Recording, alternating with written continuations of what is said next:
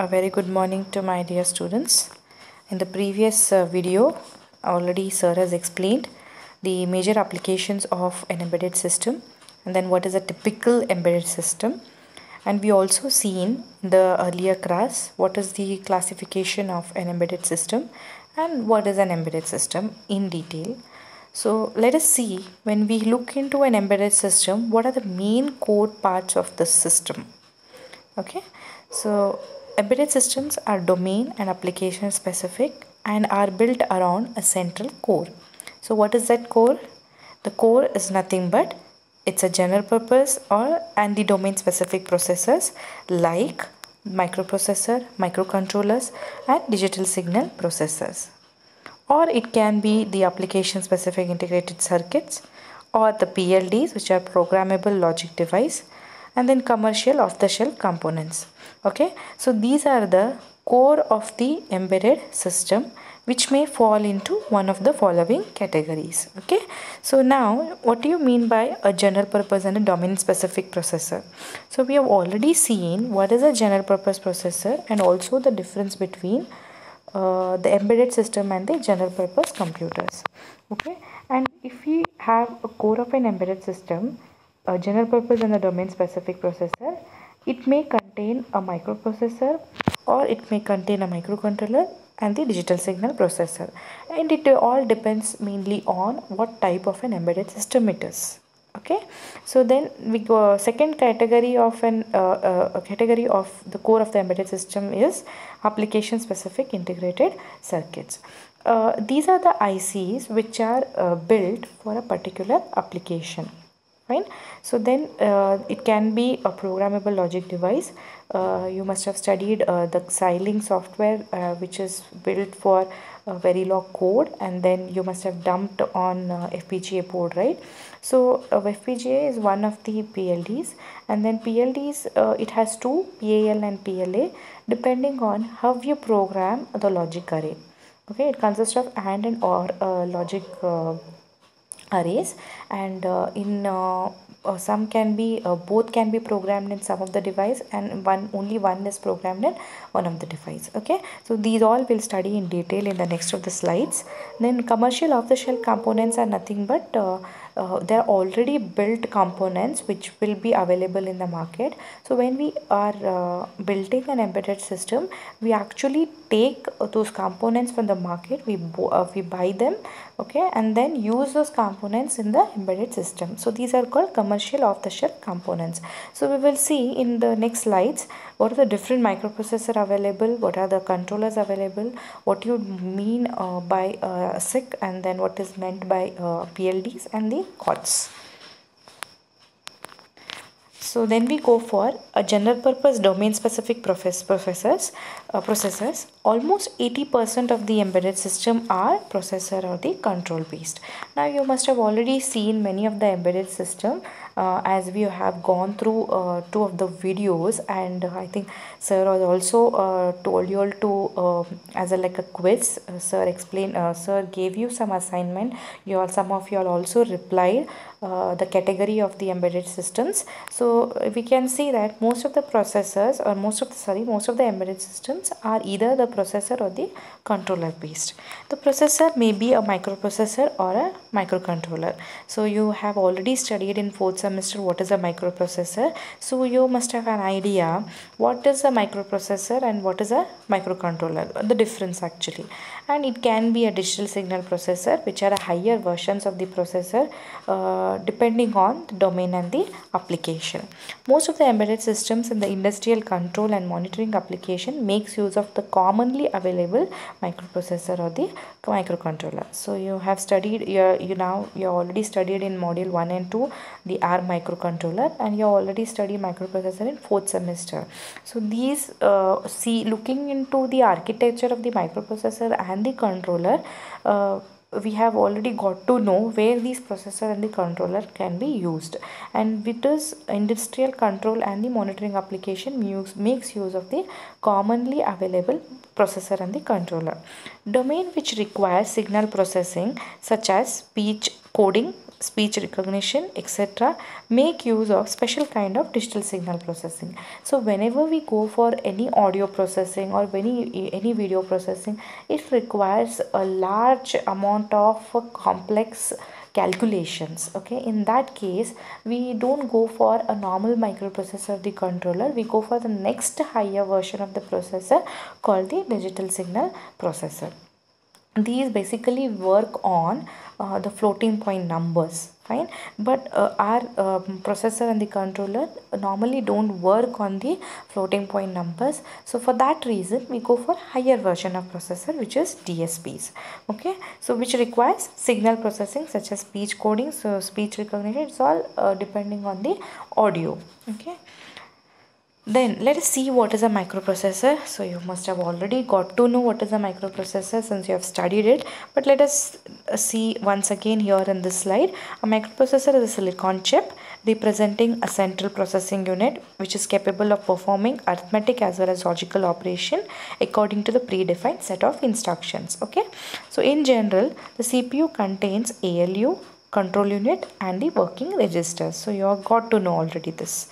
A microprocessor is a dependent unit. It requires the combination of other hardware like memory, timer unit, interrupt controller, etc. for proper functioning. So the microprocessor, what you have seen, you must be remembering about the architecture. It has only the ALU and the registers and the control unit. So it is a dependent unit. Okay, dependent unit, it means that it doesn't have any ports built on it.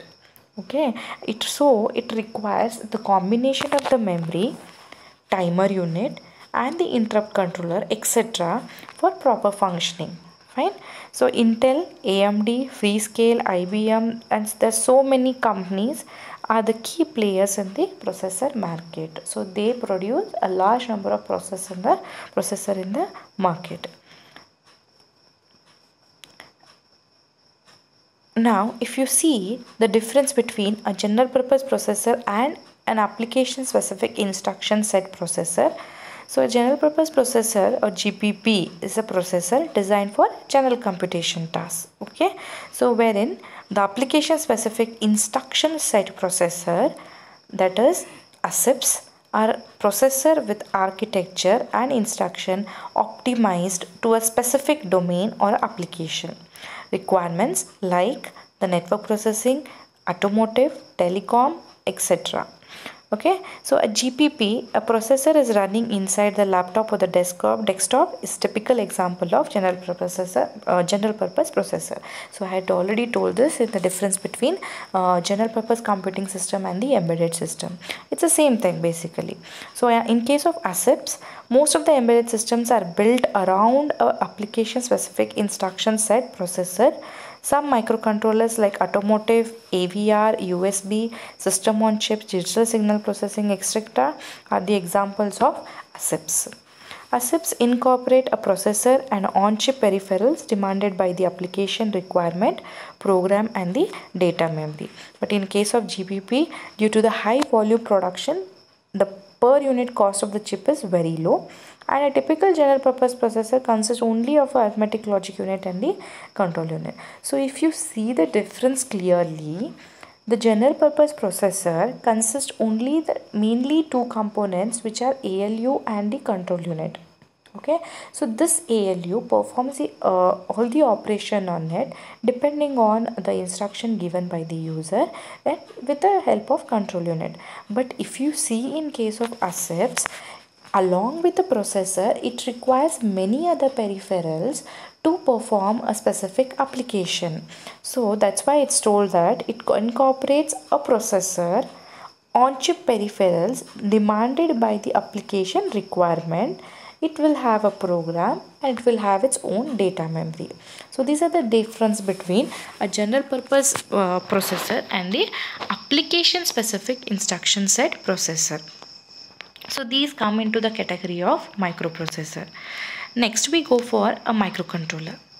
A microcontroller is a highly integrated chip that contains CPU, RAM, special and general purpose register arrays, on-chip ROM for the program storage, timer, interrupt control units, dedicated IO ports, and so on.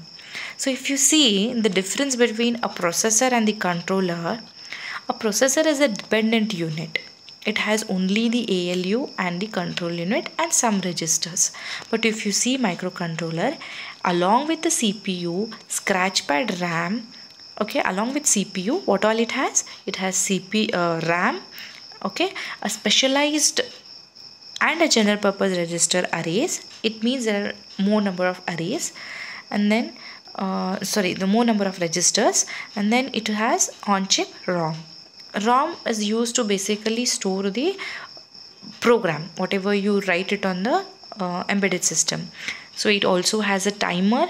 It may also have an interrupt control unit and a dedicated IO ports. So you can clearly see the difference between a processor and the controller here. A microcontroller contains all the necessary functional blocks for independent working. Fine.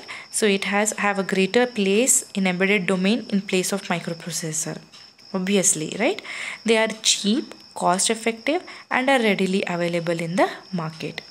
So these are the companies which produce a large number of microcontrollers, and they give it to the to build an embedded system. Now let us see the most interesting point, or you can say most interesting topic, and this is asked many a times in the exam. What is the difference between a microprocessor and the microcontroller? This slide is very important even with respect to your placement, exam, and your general knowledge when you go for a project. Okay, so a microprocessor, it's a silicon chip representing a central processing unit which is capable of performing both arithmetic as well as logic operation according to the predefined set of instruction. So it is nothing but a CPU, a simple CPU which performs arithmetic as well as logical operation depending on the instructions. Okay, what is a microcontroller? It's a highly integrated chip. Integrated chip, when we say integrated, it means it has lot of devices built on a single chip that contains a CPU, a RAM, okay, and that's what in the previous slide we discussed about it. It has a special as well as general purpose register arrays, ROM, fine, and then it has a timer, sometimes it has counters, interrupt control unit, NVIC, what you have studied it in module 1 and 2, and it has dedicated IO ports. Okay, so this is the main difference between a microprocessor and the microcontroller. And as we already seen in the previous slides, microprocessor is a dependent unit. It requires a combination of both combination of other chips like timers, program and the data memory, interrupt controller, etc. for functioning. So it has to be dependent on other peripherals. But in case of microcontroller, it's a self-contained unit. It doesn't have it doesn't require external interrupt controller, timer, UART, etc. for its functioning. Okay, because they are already on the chip. Most of the time a general purpose in design and operation in case of microprocessor, but for the microcontroller mostly application oriented or domain specific. Fine. So microprocessor is used mostly in the general purpose operations, but microcontrollers are used for the application where it is specific. A microprocessor doesn't contain a built-in IO port. So this you have already studied it in your previous semester. To connect with the external devices, the microprocessor doesn't have any IO ports. So in that case, the processor has to be connected to the external devices only through a peripheral interface called 8255. So you have studied this 8255 in your semester, the earlier semester. So 8255 is called a peripheral interface, programmable peripheral interface, in short PPI. So this 8255 is used like a interface between a microprocessor and the external devices. fine, since it doesn't have any IO ports. But in case of microcontroller, it doesn't require any 8255 a peripheral interference device, because already there are IO ports which are built on the microcontroller, and it can be operated as a single 8-bit or 16 or 32-bit port as an individual port pins. Okay, so ARM processor is, or ARM controller is, it's a 32-bit IO ports. Yeah, so we have studied in the lab. Okay, it has how many ports? It has port 0, port 1, port 2, port 3. All the ports are of 32 bits. These 32 bits can be used like an 8-bit, can be used like a 16-bit, or an entire port can be used for the external device. Fine. So microprocessor targeted for high-end market where the performance is important. Microcontroller is targeted for an embedded market where the performance is not so critical. Okay, so then microprocessor limited power saving options compared to microcontroller, and the microcontroller includes lot of power saving features. Okay, so there are some features in microcontroller which are used for power saving. Okay, so these are the differences between the microprocessor and the microcontroller. Then if we go to a digital signal processor, it's a powerful special purpose 8-bit, 16-bit or 32-bit microprocessor designed specifically to meet the computational demands and the power constraints of today's embedded audio, video and communication applications. So DSPs are mostly used for the communication in case of audio and video, fine, applications. DSPs are 2 to 3 times faster than the general purpose microprocessor in signal processing applications. So in the same signal processing application, if you compare the speed of a normal microprocessor and the DSPs are faster than the microprocessor. This is because the architectural difference between the two. DSPs implement algorithms in hardware which speeds up the execution, whereas a general purpose processor implement the algorithm in firmware, and the speed of the execution depends primarily on the clock of the processor. So got the difference between what is a DSP and what is a general purpose processor. So DSPs implement the algorithm at the hardware level, but in case of the general purpose processor, we write the program, the firmware, and the speed of the execution entirely depends upon the clock of the processor. Fine. So audio video signal processing, telecommunication, multimedia applications are the typical examples where the DSPs are used. Fine.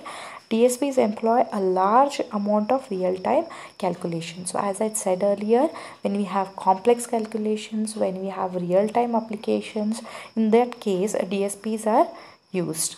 Okay, so imagine that we are taking the audio samples from in real time through a sensor, and we want to process them for any of the application. Then in that case we have to use the digital signal processors. Fine. Some of product calculation, convolution, fast Fourier transform, discrete Fourier transform, these are the operations performed by the DSPs. Okay, so you have already seen all these. Some of products you have learned. What is convolution, you all know. Okay, what is a Fourier transform, the difference between the discrete and the Fourier transform. These are all the operations performed by the DSPs. So when we perform these operations on the normal microprocessor, which would result in the lesser speed of execution. Okay, so a typical digital signal processor incorporates the following units. So it has a program memory, it has a data memory, separate data memory, and a computational engine. Fine. Program memory, as we all know, program memory, a memory for storing the program required by DSP to process the data. And data memory is nothing but it's working on the memory for storing temporary variables and the signal to be processed. Okay, this you already know. What is a computational engine? It performs the signal processing in accordance with the stored program memory, incorporates many specialized arithmetic units. Each of them operates simultaneously to increase the execution speed. So imagine that such processors may have number of adders, Okay, and we have seen in microprocessor there is an arithmetic logic unit, and we also seen there is an adder. There are adders inside this ALU. Sometimes if an engine, a computational engine, has adders along with the multipliers, then it is nothing but a digital signal processor. So it incorporates many specialized arithmetic units, and each of them can be used simultaneously to increase the speed. It also incorporates multiple hardware, okay, shifters for shifting the operands, thereby saving the execution time. Fine. And then it acts as an interface between the outside world and the DSP. That is IO unit. Okay, so this IO unit acts as an interface between the outside world and the DSP. It is responsible for capturing the signal to be processed and delivering the output to the external world. So these all things are there in the DSPs. So what all is there? So it has its own program memory to store the program, data memory to store the temporary data, and then it has a computational engine which has more number of arithmetic units like adders, multipliers, and number of adders and number of multipliers which can be used simultaneously. And then it also has the IO unit. This IO unit can be used like sensing the data. Fine. An interface between the outside world and the DSPs for capturing the signals, processing them in the computational engine, and giving back the result in terms of output. Okay, so that's it, my dear students. Today we learned the core of the embedded system. That is only the first part, which deals with the microprocessor, microcontrollers, and the DSPs. In the next class, we will see what are the difference between RISC and CISC processor, and continue with the ASICs, programmable logic device, and the COTS. Thank you.